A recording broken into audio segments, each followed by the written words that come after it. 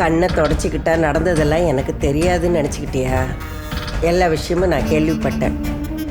இப்போ என்ன பண்ணுறது? ஆமாம், நீ சாப்பிட்டியா? சாப்பிட்டியான்னு கேட்டேன். இல்ல பாட்டி. ஏம்மா? பசிக்கல. அதாவது உனக்கு சாப்பிட தோணலை. காரணம் உனக்கு மனசு சரியில்லை, அதானே? இதெல்லாம் உனக்கு தேவையா? நீ தான் அவளை ஃப்ரெண்டுன்னு சொல்லிக்கிட்டு நல்லா தலைமையில தூக்கி வச்சுட்டு கொண்டாடிட்டு இருந்த. ஆனால் அவள் அவ்வளோ பேருக்கு முன்னாடி உன்னை எப்படி பேசியிருக்கா பாத்தியா? உன்னோட நட்போட மரியாதையை அவள் எப்படி தூக்கி வீசி எரிஞ்சிட்டா பாத்தியா? இதுதான் அவ புத்தி. நீ அவ மேல வச்சிருக்கிற பாசத்துல ஒரு துளி கூட அவளுக்கு ஓ மேல கிடையாது. இப்போவாது தயவு செஞ்சு அவளை பத்தி புரிஞ்சுக்கோ. உன் ஃப்ரெண்டு அவ மனசுல உன்னை எந்த இடத்துல வச்சிருக்கான்னு நீ தெரிஞ்சுக்கோ. அதுக்கேத்த மாதிரி அவகிட்ட கொஞ்சம் யோசிச்சு நடந்துக்கோ. இல்ல பாட்டி, எனக்கு என்ன வருத்தம்னா எனக்கு சுத்தமா சமைக்கவே தெரியாது. எல்லாரும் சாப்பிடணும்னு தான் நிறைய வீடியோஸ் எல்லாம் பார்த்து கஷ்டப்பட்டு சமைச்சேன். அவ்வளோ பேரும் சாப்பிடுறப்போ அவரை மட்டும் சாப்பிட விடாம தடுத்ததுதான் எனக்கு ஒரு மாதிரி கஷ்டமா இருக்கு. அட்லீஸ்ட் கொஞ்சமாவது அவரை டேஸ்ட் பண்ண விட்டுருக்கலாம். கண்மணி இப்படி பண்ணுவான்னு நான் எதிர்பார்க்கவே இல்லை பாட்டி. தடுத்ததோட நிறுத்தலையே. நீ அவ்வளோ கஷ்டப்பட்டு அவனுக்காக செஞ்சதெல்லாம் அவ தட்டி விட்டு கீழே கொட்டி எல்லாத்தையும் வேஸ்ட் பண்ணிட்டால. மத்தவங்களுக்கெல்லாம் பிளேட்ல நான் தான் பரிமாறினேன் பாட்டி. எல்லாருமே நல்லா இருக்குன்னு ஆசையா ரசிச்சுதான் சாப்பிட்டாங்க. ஆனா நான் யாருக்காக அதெல்லாம் பண்ணணும்? அவருக்கே என்னால அதை கொடுக்க முடியல. நீ சமைச்சத அன்பு சாப்பிடணும்னா நீ அவனுக்கு பொண்டாட்டியா இருந்தா மட்டும்தான் முடியும். நீ சமைச்சதை எப்படி வெண்ணில அவங்க அம்மா எதிர்க்க சாப்பிடுவான்? கண்மணி செஞ்சது நல்லா இருக்கோ இல்லையோ அதைத்தான் அவன் பாராட்டி சாப்பிடுவான். என்ன பண்றது? அது அவன் தலையெழுத்துமா. அதை மாத்திர சக்தி உன்கிட்ட தான் இருக்கு. புரியல பாட்டி. உன் கையால நீ அவனுக்கு சமைச்சு அன்பு அதை சாப்பிடணும்னா கண்மணி இந்த வீட்டில் இருக்கிற வரைக்கும் அது நடக்கவே நடக்காது.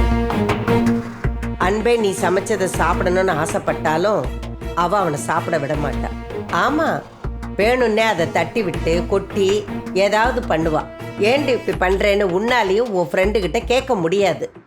அதுக்கு பதிலா ஏன் ஆசை நிராசை ஆயிடுச்சேன்னு இப்படிதான் நீ உக்காந்து அழுதுகிட்டு இருக்கிற மாதிரி எப்போ அழுதுகிட்டு இருக்கணும். அவன் தான் அவங்க அம்மாவுக்காக எல்லாருக்கும் முன்னாடி சந்தோஷமா இருக்கிற மாதிரி நடிக்கிறான்னா, ஆனா இவ அவனுக்கு மேலெல்லாம் நடிக்கிறா. என்னமோ அன்பு அவளை நல்லா பாத்துக்கிற மாதிரியும் அக்கறையா கவனிச்சுக்கிற மாதிரியும் பெருசா உங்ககிட்ட கதையில விட்டுருப்பாளே. அவ்வளவும் நடிப்பு வெண்ணில. உன் ஃப்ரெண்டுக்கு உன்கிட்ட அவளோட மானம் போயிடக்கூடாது இல்லையா? அதனாலதான் அவ அப்படி பண்றா. ஆனா இன்னமும் அவ நாடகத்தை எப்படிதான் நம்பிக்கிட்டு இருக்கேன்னு எனக்கும் புரியலம்மா. வெக்கங்கெட்டவ. அவன் எவ்வளவு திட்டினாலும் எவ்வளவு கரிச்சு கொட்டினாலும் கொஞ்சம் கூட சொரணையே இல்லாம அவனை தாங்குல தாங்குறா. ஏன்னா அவளுக்கு வேற வழி இல்லை. இந்த வசதியான வாழ்க்கைக்கு ஆசைப்பட்டு தானே அவங்க வந்தா. எப்படி இந்த ஆடம்பரமான வாழ்க்கையை விட்டுட்டு அவ போவா? அதான் என்னதான் அன்பு அடிச்சு உதைச்சாலும் அவ இந்த வீட்டை விட்டு போகவே மாட்டா. அன்பு வேற வழி இல்லாம பிடிக்காத பொண்டாட்டியோட பேருக்கு அவன் அம்மா முன்னாடி காலம் பூரா எந்த சந்தோஷமும் இல்லாம அவன் கடமையேன்னு வாழ்ந்துகிட்டு இருக்கான். இதெல்லாம் மாறணும்னா அதுக்கு ஒரே ஒரு வழிதான் இருக்கு.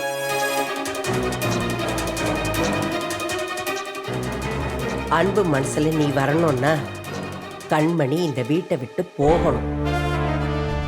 அது உன்னால மட்டும்தான் முடியும். உன் ஃப்ரெண்டும் நிம்மதியா இருக்கணும், அன்பும் நிம்மதியா இருக்கணும். நீயும் சந்தோஷமா இருக்கணும்னா அதுக்கு என்ன பண்ணணும்னு யோசி. அதை விட்டுட்டு இப்படி உக்காந்து அழுதுகிட்டு இருக்காத. புரியுதா?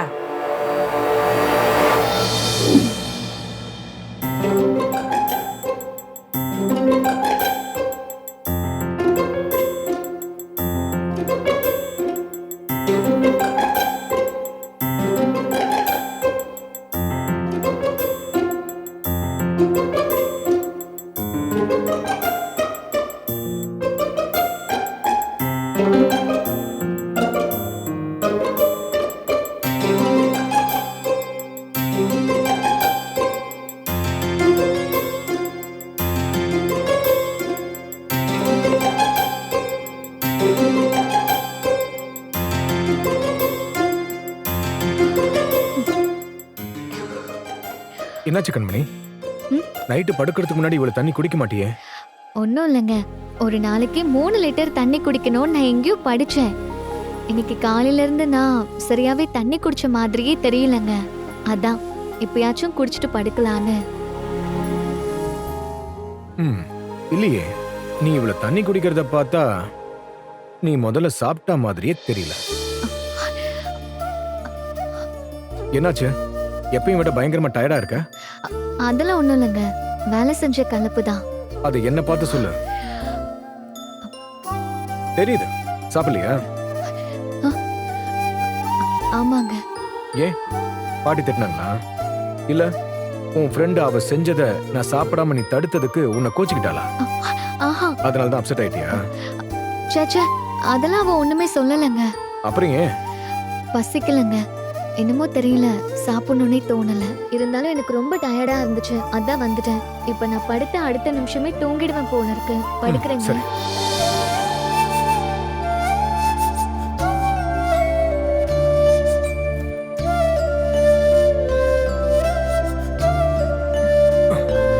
ஏங்க எங்க போறீங்க? இல்ல நீ படு, எனக்கு தூக்கம் வரல. நான் மாடிக்கு போயிட்டு கொஞ்சம் வாக் பண்ணி ரிலாக்ஸ் பண்ணிட்டு வரேன். சரி, சீக்கிரம் வந்து படுங்க. சரி.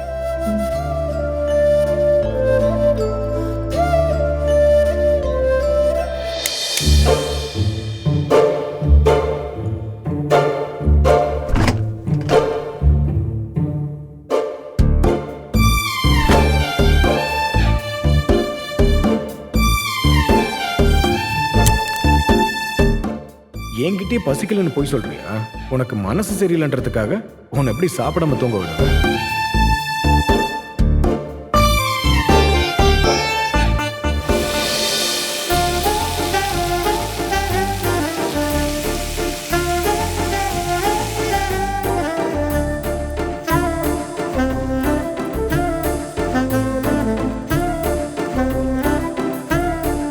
முதல்ல இந்த தோசையை எதுக்கு இப்படி ரவுண்டா சுத்தணும்? ஆர்டின் ஷேப்ல சுட்டா என்ன?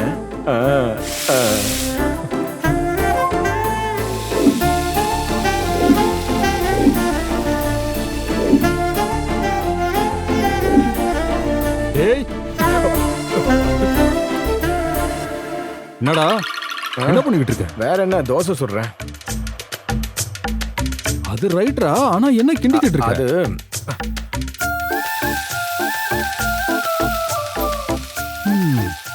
ஆனா எனக்கு ஒண்ணு புரியலடா. என்ன புரியலண்ணே? இல்ல, கொஞ்ச நேரத்துக்கு முன்னாடி தான் வயிறு முட்டை சாப்பிட்டு போனேன். ஆமா. அதுக்குள்ள இவ்வளவு சீக்கிரம் பசி எடுக்குதா உனக்கு? அண்ணே, இது என்ன எனக்கு நினைச்சுக்கிட்டியா? என்ன யாருக்குடா? இல்லண்ணே, கண்மணி சாப்பிடலன்னு சொன்னா, அதான் அவளுக்காக தோசை ஊத்தி எடுத்துட்டு போறேன். ஓகே, வரட்டா? கண்மணிக்கு எடுத்துட்டு போற அவசரத்துல அடுப்பு ஆஃப் பண்ணாம போறான். எனக்கே வர வர அன்பு பண்றதுல ஆச்சரியமா இருக்குமா? அன்பு முன்னாடி மாதிரி இல்ல, ரொம்ப மாறிட்டான். கண்மணிய ரொம்ப நல்லா பாத்துக்கிறான். எந்த புருஷன் ராத்திரியில இந்த மாதிரி பொண்டாட்டிக்கு தோசை சுட்டு எடுத்துட்டு போய் கொடுப்பானா சொல்லு? தம்பி தங்க கம்பி.